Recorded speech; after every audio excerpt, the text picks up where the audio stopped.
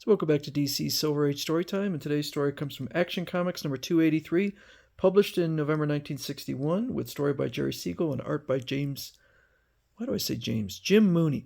Never in a million years did I ever dream I could possibly be, of all places, here. What's this? Supergirl in a weird, mystifying setting, desperately battling a horde of nightmarish monsters. Where is she? What kind of fantastic creatures are these, and why is she fighting them? We'll bet you'll never guess. The Girl of Steel has had strange adventures before, but you'll be astounded more than you ever were previously when you learn all about the 6 Red K Perils of Supergirl. So, a little bit of a flashback. Ha ha ho ho, what a colossal joke I've played on Superman. Ha ha, it's terrific, hilarious, a riot.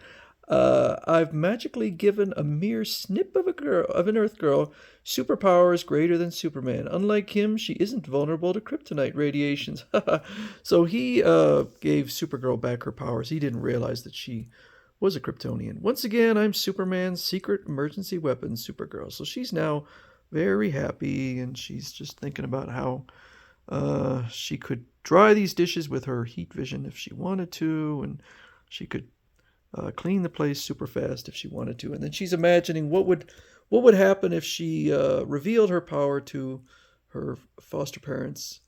And the father says, I'll phone this thrilling news to the newspapers at once. And she says, no, you must never do that. If criminals learned I exist and that I used my superpowers to fight them, they try to harm me by striking at you. You're right. So finally, we get to reality. You've been daydreaming, Linda, with the cutest little smile. What were you thinking about?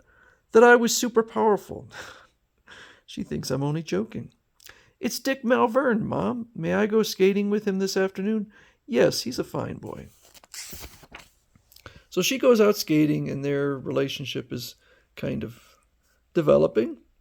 He's darling. I'd like to reveal the truth to Dick about myself, but I promised Superman to tell no one, maybe someday.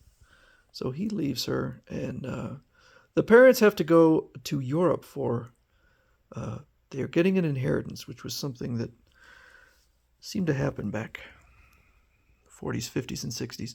I'll visit Superman. He told me he'd be in his fortress today. I'll fly so fast I won't be seen. So she goes there, and Superman is heading off to the Legion of Superheroes, so kind of weird that Superman, but I guess Superman just keeps visiting them. He's vanishing. I'm bored. I wish I could do something interesting. Wait, I'm getting a terrific idea.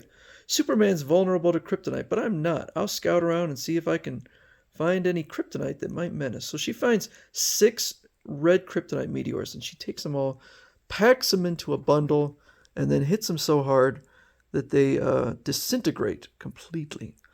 It can no longer menace my friends. Friends? Well, I guess maybe Superman and Krypto. But now I'm bored again. What'll I do next? Oh, yes, the Midvale Fair. Dick's probably already there. I'll fly back to Earth and join him. So she goes... This is where it gets crazy. Strange. I feel a tingling all over. What's happening to me? Oh, I'm growing monstrously big. There's only one explanation. It's delayed reaction caused by exposure to one of the 6 red kryptonite meteors I destroyed. My dress is expanding. It, too, must have been affected by the red kryptonite. Was she wearing a dress? So I don't know if it's just because she's exuding red kryptonite rays or something. But it turns out that when Mr. Mxyzptlk made her invulnerable to kryptonite, he was specifically thinking about green, not red. I hear footsteps. Someone's approaching. Must act quickly before I'm discovered. Looking like this. That rope gives me an idea. So she floats on up into the air with a rope. Choke. This is humiliating. So she's trying to look like a blimp. Oh no, my telescopic vision sights Dick Malvern below. He's carrying some binoculars, and he's about to look at the balloon through them. Oh, he's absent-mindedly raising the wrong end of the binoculars towards me.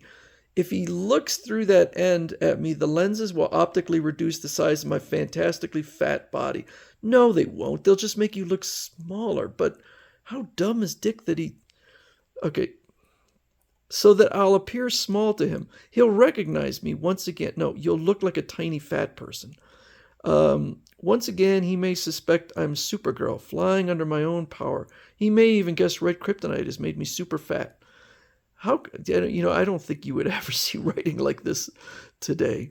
How can I get out of this tight spot? Wait, I've got it. A powerful gust of super breath will do the trick. So she floats off. Oh, some kids had grabbed the rope, but it's pulled out of their hands. Bah, we lost our grip on the rope. So she shrinks back down. So I take it because she's been affected by 6 kryptonites, their effects are very short term. So she and Dick go to a movie, The Monster of the Ballet, and it's this leopard man.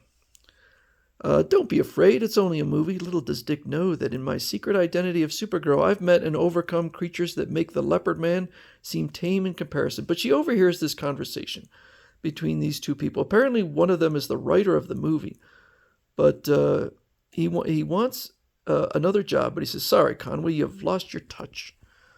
I recognize those men from their photographs in an article. Rolf von Holtz is a famous movie director. With him is Conway Tremaine, who wrote great horror films. So he has no ideas for a new horror film.